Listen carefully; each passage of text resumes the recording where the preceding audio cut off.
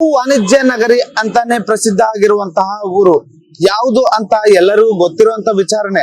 ಯಾಕಂತಂದ್ರೆ ನನ್ನ ಹಿಂದೆ ಕಾಣ್ತಾ ಇರುವಂತ ಏನು ಪುತ್ಥಳಿ ಇದೆ, ಅದು ಕಿತ್ತೂರು ರಾಣಿ ಚೆನ್ನಮ್ಮನ ಒಂದು ಹುಬ್ಬಳ್ಳಿಯ ಗರಿಮೆ ಅಂತಾನೆ ಹೇಳ್ಬೋದು. ಆದ್ರೆ ಈ ಒಂದು ಪುತ್ಥಳಿ ಈಗ ಮರೆಯಾಗುವಂತಹ ಎಲ್ಲಾ ಸನ್ನಿವೇಶಗಳು ಕೂಡ ಕಂಡು ಬರ್ತಾ ಇರುವೆ. ಇದು ಒಂದು ಭಾಗ ಆದ್ರೆ, ಇನ್ನೊಂದು ಭಾಗದಲ್ಲಿ ಹುಬ್ಬಳ್ಳಿಯಲ್ಲಿ ನಡೀತಾ ಇರುವಂತಹ ಏನು ಮೇಲ್ಸೇತುವೆ ಕಾಮಗಾರಿ ಈಗ ಎಲ್ಲವನ್ನ ಕೂಡ ಹಾಳು ಮಾಡಿದೆ ಅಂತಾನೆ ಹೇಳ್ಬೋದು. ಆದ್ರೆ ಏನು ಮೇಲ್ಸೇತುವೆ ಕಾಮಗಾರಿ ಸಂಪೂರ್ಣವಾಗಿ ಪೂರ್ಣಗೊಂಡ ನಂತರ ಯಾವ ರೀತಿಯಾದಂತ ವಾತಾವರಣ ಅಥವಾ ಯಾವ ರೀತಿಯಾದಂತ ನೋಟ ಇಲ್ಲಿ ಕಂಡು ಬರುತ್ತೆ ಅನ್ನೋದು ಇದುವರೆಗೂ ಕೂಡ ಜನರಿಗೆ ಗೊತ್ತಾಗ್ತಿಲ್ಲ. ಆದ್ರೆ ಇದರಿಂದ ಆಗುವಂತಹ ಸಮಸ್ಯೆಗಳು, ಅನಾನುಕೂಲಗಳು ಈಗ ಜನರಿಗೆ ಅನುಭವ ಆಗ್ತಿವೆ. ಈಗ ನಾವು ಹುಬ್ಬಳ್ಳಿಯ ಏನು ಪ್ರಮುಖ ವೃತ್ತ ಆದಂತಹ ಹುಬ್ಬಳ್ಳಿಯ ಕಿತ್ತೂರು ರಾಣಿ ಚೆನ್ನಮ್ಮ ವೃತ್ತದಲ್ಲಿರುವಂತದ್ದು ಈಗಾಗಲೇ ನಾವು ದೃಶ್ಯಗಳಲ್ಲಿ ಕೂಡ ತೋರಿಸ್ತಾ ಹೋಗ್ತೀವಿ ಯಾವ ರೀತಿಯಂತ ಪರಿಸ್ಥಿತಿ ಈ ಒಂದು ಹುಬ್ಬಳ್ಳಿಯ ಕಿತ್ತೂರು ರಾಣಿ ಚೆನ್ನಮ್ಮ ವೃತ್ತದಲ್ಲಿ ಕಂಡು ಬರ್ತಾ ಇದೆ ಅಂತ. ಯಾಕಂತ ನೋಡ್ತಾ ಹೋದ್ರೆ ಕಳೆದ ಏನು 2021ರಿಂದ ಈ ಒಂದು ಹುಬ್ಬಳ್ಳಿಯಲ್ಲಿ ಮೇಲ್ಸೇತುವೆ ಕಾಮಗಾರಿ ಇಲ್ಲಿ ನಡೀತಾ ಇರುವಂತದ್ದು.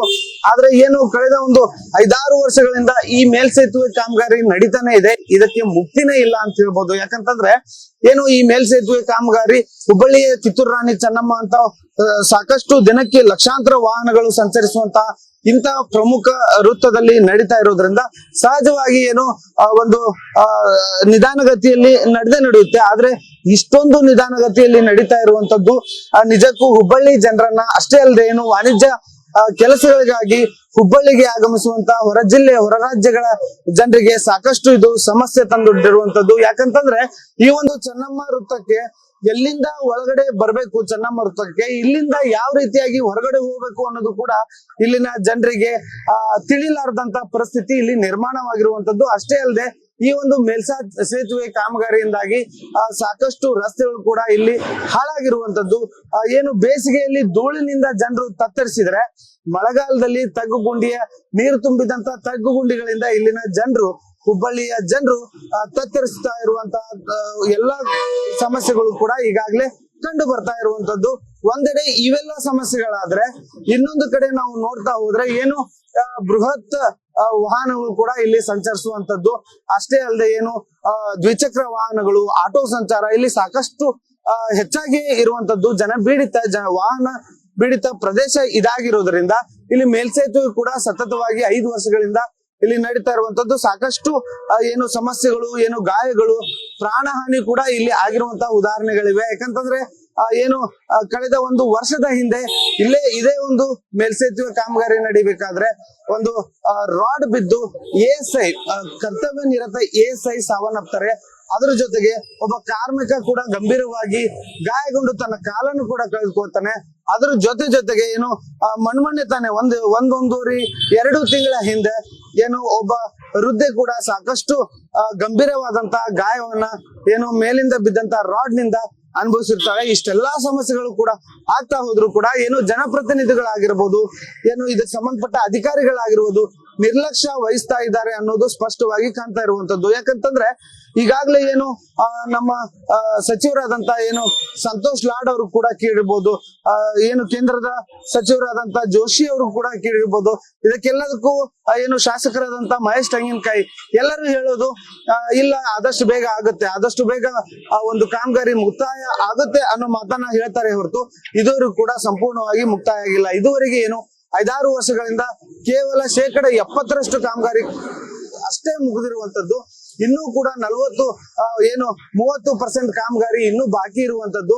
ಇದೇ ಡಿಸೆಂಬರ್ ನಲ್ಲಿ 30% ಕಾಮಗಾರಿ ಮುಕ್ತಾಯ ಆಗುತ್ತೆ ಅನ್ನೋ ಮಾತನ್ನ ಕೂಡ ಈಗಾಗಲೇ ಜನಪ್ರತಿನಿಧಿಗಳು ಹೇಳ್ತಾ ಇರುವಂತದ್ದು. ಆದ್ರೆ ಇಲ್ಲಿನ ಒಂದು ಪರಿಸ್ಥಿತಿಯನ್ನ ನೋಡ್ತಾ ಹೋದ್ರೆ ಇದು ಈ ವರ್ಷಕ್ಕೂ ಕೂಡ ಮುಗಿಯೋದು ಸಂಶಯವೇ ಅನ್ನೋದು ಈ ಒಂದು ನೋಟದಿಂದ ಎಲ್ಲ ಕೂಡ ದೃಶ್ಯಗಳಿಂದ ಸ್ಪಷ್ಟವಾಗ್ತಾ ಇರುವಂತದ್ದು.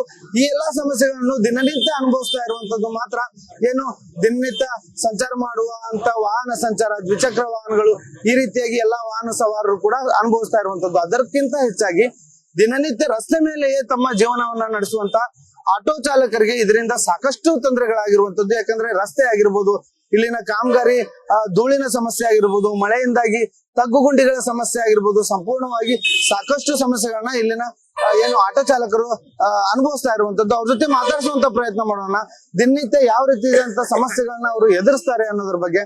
ಸರ್, ಹುಬ್ಬಳ್ಳಿಗೆ ಒಂದು ವಿಶಾಲವಾದಂತ ಕಿತ್ತೂರು ರಾಣಿ ಚೆನ್ನಮ್ಮ ಸರ್ಕಲ್ ಇತ್ತು, ವೃತ್ತ ಇತ್ತು. ಈ ಒಂದು ಕಾಮಗಾರಿ ತಂದಿರೋದ್ರಿಂದ ಸಾಕಷ್ಟು ಇಕ್ಕಟ್ಟಾಗಿ ಕಂಡು ಬರ್ತಾ ಇದೆ. ವಾಹನ ಸಂಚಾರಕ್ಕೂ ಸಮಸ್ಯೆ ಆಗುತ್ತೆ. ದಿನನಿತ್ಯ ನೀವು ಆಟೋ ಚಾಲನೆ ಮಾಡ್ತೀರಿ, ಇಲ್ಲಿ ಸಾಕಷ್ಟು ಬಾರಿ ಇಲ್ಲಿ ಸಂಚಾರ ಮಾಡ್ತೀರಿ, ಏನೆಲ್ಲ ಸಮಸ್ಯೆ ಅನುಭವಿಸ್ತಾ ಇದ್ದೀರಿ ಹೇಳಿ. ಇಡೀ ಇವತ್ತು ಗಂಡುಮಿಟ್ರಿನ ಹುಬ್ಬಳ್ಳಿ ಹೃದಯ ಭಾಗದಲ್ಲಿ ಕಿತ್ತೂರು ರಾಣಿ ಚೆನ್ನಮ್ಮನ ಮುಂಭಾಗದಲ್ಲಿ 2021ರಿಂದ ಮೇಲ್ಸೇತುವೆ ಕಾಮಗಾರಿ, BRTC ಕಾಮಗಾರಿ, ರಸ್ತೆಗಳ ಕಾಮಗಾರಿ, ಹಲವಾರು ಕಾಮಗಾರಿಗಳಿಂದ ಲಕ್ಷಾಂತರ ಜನ ಕೆಲಸ ವಹಿವಾಟಕ್ಕೆ ಬರುವಂತ ಜನ, ವ್ಯಾಪಾರಕ್ಕೆ ಬರುವಂತ ಜನ ಇಲ್ಲಿ ಬೇಸತ್ತು ಹೋಗಿದ್ದಾರೆ. ಹುಬ್ಬಳ್ಳಿ ಹೊಳಿ ನಗರದಲ್ಲಿ 25,000 ರಿಕ್ಷಾಗಳಿದ್ದಾವೆ. 25,000 ರಿಕ್ಷಾಗಳು ದಿನನಿತ್ಯ ಎಲ್ಲಾದ್ರೂ ಒಂದು ಆಕ್ಸಿಡೆಂಟ್ ಆಗುತ್ತೆ. ಕಿತ್ತೂರು ರಾಣಿ ಚೆನ್ನಮ್ಮ, ಸಂಗೊಳ್ಳಿ ಜಗಜ್ಯೋತಿ ಬಸವೇಶ್ವರ, ಬಾಬಾ ಸಾಹೇಬ್ ಅಂಬೇಡ್ಕರ್, ಈ ಒಂದು ನಾಲ್ಕರ ಮಾರ್ಗದಲ್ಲಿ ದಿನಕ್ಕೆ 10 ಆಕ್ಸಿಡೆಂಟ್ ಆಗಿ 10 ಮಂದಿ ಕೈಕಾಲು ಮುರ್ಕೋತಿದ್ದಾರೆ. ಆಟೋ ರಿಕ್ಷಾ ಚಾಲಕರು ಇವತ್ತು ಆಟೋ ಬಿಟ್ಟು ಮನೆಯಲ್ಲಿ ಕುಂದಿರುವಂತ ಕೆಲಸ ಆಗಿದೆ.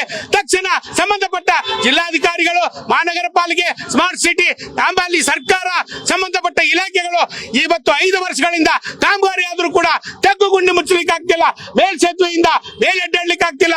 ಇವತ್ತು ಇನ್ನು 2026 ಬಂದ್ರು ಕೂಡ 27 ಬಂದ್ರು ಕೂಡ ಕೆಲಸಗಾರರಿಗೆ ಆಗ್ತಾ ಇಲ್ಲ. ಹೀಗಾಗಿ ಈಗಾಗಲೇ CSI ಒಬ್ರು ರೋಡ್ ಬಿದ್ದು ಹುಬ್ಬಳ್ಳಿಯಲ್ಲಿ SI ಸತ್ತೋದ್ರು. ಒಂದು ಮುದುಕಿ ಮೇಲೆ ರೋಡ್ ಬಿದ್ದು ಇವತ್ತು ಸುಮಾರು 8-10 ಮಂದಿ ಜೀವ ಕಳ್ಕೊಂಡಿದಾರ. 16 ರಿಕ್ಷಾಗಳು ಪಲ್ಟಿ ಆಗಿದಾವ. 2 ವೀಲರ್ಗಳು ಇವತ್ತು ಅನೇಕ ಆಕ್ಸಿಡೆಂಟ್ ಆಗಿ ಮಹಿಳೆಯರು ಕೂಡ ಆಕ್ಸಿಡೆಂಟ್ ಆಗಿ ಅನಾಹುತಕ್ಕೀಡಾಗಿದಾರ. ಈ ಸಂಬಂಧಪಟ್ಟ ಇಲಾಖೆಗಳು, ಮಹಾನಗರ ಪಾಲಿಕೆ, ಸ್ಮಾರ್ಟ್ ಸಿಟಿ, ಜಿಲ್ಲಾಡಳಿತ ಇವರು ತಕ್ಷಣ ಸರ್ವೆ ಮಾಡಿ ತಕ್ಷಣ ಕಾಮಗಾರಿ ಮಾಡಬೇಕು. ಯಾಕಂದ್ರೆ ಅರ್ಧಮರ್ಧ ಕೆಲಸ ಮಾಡಿ, ಯಾಕಂದ್ರೆ ಜನ ಒಬ್ಬೊಬ್ರು ಕಣ್ ಕಾಣ್ತಿರ್ತಾವೆ, ಒಬ್ಬರು ವಯಸ್ಸಾದ್ರು ಬರ್ತಾರೆ, ಜನ ಎಲ್ಲೋ ಹೋಗ್ಬೇಕಂತ ಅರ್ಜೆಂಟ್ ಗೊಂಡಿರ್ತಾರೆ. ಅಂತ ಬಿದ್ದು KMC ಯಲ್ಲಿ ಜನ ಇವತ್ತು ಬಿದ್ದು ಕೈಕಾಲು ಮುರ್ಕೊಂಡು KMC ಸೇರುವಂತ ಪರಿಸ್ಥಿತಿ ಆಗಿದೆ. ಸಂಬಂಧಪಟ್ಟ ಜನಪ್ರತಿನಿಧಿಗಳಿಗೆ ನಾವು ವಿನಂತಿ ಮಾಡ್ತೇನೆ, ಈ ತಕ್ಷಣ ಕಿತ್ತೂರು ರಾಣಿ ಚೆನ್ನಮ್ಮನ ಸುತ್ತಮುತ್ತಲೇ ಸುಂದರವಾಗಿ ರಸ್ತೆ ಮಾಡಬೇಕು, ತೆಗ್ಗುಗುಂಡಿಗಳು ಮೆಚ್ಚಬೇಕು, ಸಾರ್ವಜನಿಕರಿಗೆ ಅನುಕೂಲ ಮಾಡ್ಬೇಕಂತ ಮಾಧ್ಯಮಕ್ಕೆ ವಿನಂತಿ ಮಾಡ್ತೇನೆ. ಸರ್, ಈಗ ಈ ಎಲ್ಲ ಸಮಸ್ಯೆಗಳು ಒಂದ್ ಕಡೆ ಆದ್ರೆ ಹುಬ್ಬಳ್ಳಿ ಅಂದಾಕ್ಷಣ ಜನಕ್ಕೆ ಗೊತ್ತಾಗಿರೋದು ಕಿತ್ತೂರು ರಾಣಿ ಚೆನ್ನಮ್ಮ ಅಂತೇಳಿ. ಯಾಕಂತಂದ್ರೆ ಇಲ್ಲಿ ಅಂತ ಅದ್ಭುತವಾದಂತ ಏನು ಪುತ್ಥಳಿ ಇಲ್ಲಿ ಇರುವಂತದ್ದು. ಆದ್ರೆ ಈ ಒಂದು ಫ್ಲೈಓವರ್ ಕಾಮಗಾರಿಯಿಂದ ಅದಕ್ಕೆ ಎಲ್ಲೋ ಒಂದ್ ಕಡೆ ಮುಚ್ಚಿ ಹೋಗ್ತಾ ಇದೆ, ಅದೊಂದು ಕಳೆಗುಂತಾ ಇದೆ ಅನಿಸ್ತಾ ಇಲ್ವಾ? ಈಗಾಗಲೇ ನಾನು 2021ರಿಂದ ಏನು ಕಾಮಗಾರಿ ಆಗ್ತಾ ಇದೆ, ಈ ಮೇಲ್ಸೇತುವೆ ಕಾಮಗಾರಿ ಆಗ್ತಿದೆ. ಇವತ್ತು ಜನಪ್ರತಿನಿಧಿಗಳಿಗೆ ನಾನು ಮನವರಿಕೆ ಮಾಡಿ ಕಿತ್ತೂರು ರಾಣಿ ಚೆನ್ನಮ್ಮನ ಮೇಲೆತ್ತರಕ್ಕೆ ನಾಡಬೇಕು, ಅದಕ್ಕೆ ಎಲೆಕ್ಟ್ರಿಕಲ್ ಹತ್ತುವಂತ ಮೆಟ್ಲ ಮಾಡಬೇಕು. ಕಿತ್ತೂರು ರಾಣಿ ಚೆನ್ನಮ್ಮನ ಕಳೆ ತೆಗಿಬೇಡಿ, ಕಿತ್ತೂರು ರಾಣಿ ಚೆನ್ನಮ್ಮನ ಕಣ್ಣು ಎಲ್ಲರೂ ಇವತ್ತು ಉತ್ತರ ಕರ್ನಾಟಕ ಭಾಗದಲ್ಲಿ ಕಿತ್ತೂರು ರಾಣಿ ಚೆನ್ನಮ್ಮನ ಮುಂದೆ ಬಂದ್ರೆ ಮಹಿಳೆಯರು, ಪುರುಷರು, ಮಕ್ಕಳು ಅಲ್ಲಿ ನಿಂತ್ಕೊಂಡು ಫೋಟೋ ತಗೊಳ್ಳುವಂತ ಒಂದು ಸುಂದರವಾದ ಮೂರ್ತಿ ಅದು. ಆ ಮೂರ್ತಿಗೆ ಯಾವುದೇ ರೀತಿ ಧಕ್ಕೆ ಆಗ್ಲಾರ್ದಂಗೆ ಈಗಾಗಲೇ ನಮ್ಮ ಸಾಹೇಬರು ಬಸವರಾಜ ಹೊರಟ್ಟಿ ಸಾಹೇಬರು, ಇವತ್ತು ನಾನು ಶಂಕರ ಪಾಟೀಲ್ ಮುನಿನಕೊಪ್ಪ ಅವರು, ಮಾನ್ಯ ಜಗದೀಶ್ ಶೆಟ್ಟರ್ ಸಾಹೇಬರು, ಇವತ್ತು ನಾವು ಮಹೇಶ್ ತೆಂಗಿನಕಾಯಿ ಸಾಹೇಬರಿಗೆ ನಾನು ಮನವಿ ಮಾಡಿದ್ದೇವೆ. ಉತ್ತರ ಕರ್ನಾಟಕ ಆಟೋ ರಿಕ್ಷಾ ಚಾಲಕನ ಮನವಿ ಮಾಡಿದ್ದೇವೆ. ತಕ್ಷಣ ಈ ಮೇಲ್ಸೇತುವೆ ಸುತ್ತಮುತ್ತಲಿನ ಕಾಮಗಾರಿ ನಡೀತಾ ಇರೋದು ಕಂಡು ನಾವು ಕಿತ್ತೂರು ರಾಣಿ ಚೆನ್ನಮ್ಮನ ಮುಂಭಾಗದಲ್ಲಿ ಕನ್ನಡ ಬಾವುಟ ಯಾರಾದ್ರೂ ಹಾಕಿದ್ರೆ ಯುವ ಕರ್ನಾಟಕ ವೇದಿಕೆ, ಆಟೋ ರಿಕ್ಷಾ ಸಂಘಟನೆ ಕನ್ನಡ ಬಾವುಟ ಹಾಕಿದ್ದೇವೆ. ಮಹಾನಗರ ಪಾಲಿಕೆಯವರು ಇದು ಕಂಬ ಕೊಟ್ಟ ಮೇಲೆ ಕನ್ನಡ ಬಾವುಟ ನಾವು ಹಾಕ್ತೀವಿ. ಕಿತ್ತೂರು ರಾಣಿ ಚೆನ್ನಮ್ಮನ ಮೇಲ್ಸೇತುವೆ ಅಂದ್ರೆ ಮೇಲೆತ್ತರಕ್ಕೆ ಕಾಣಿಸಿ ಸುಂದರವಾಗಿ ಕಾಣ್ಬೇಕಂದ್ರೆ ಮಾಧ್ಯಮಕ್ಕೆ ವಿನಂತಿ ಮಾಡ್ತೇನೆ.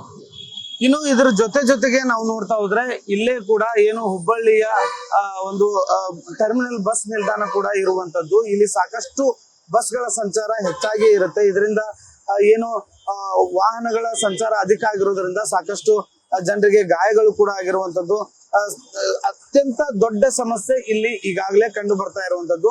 ಏನು ಕಳೆದ 5-6 ವರ್ಷಗಳಿಂದ ನಡೀತಾ ಇರುವಂತ ಈ ಒಂದು ಮೇಲ್ಸೇತುವೆ ಕಾಮಗಾರಿಗೆ ಸುಮಾರು 350 ಕೋಟಿಯಷ್ಟು ಏನು ಬಜೆಟ್ ಅನುದಾನ ತಂದು ಈ ಒಂದು ಕಾಮಗಾರಿ ನಡೆಸ್ತಾ ಇರುವಂತದ್ದು.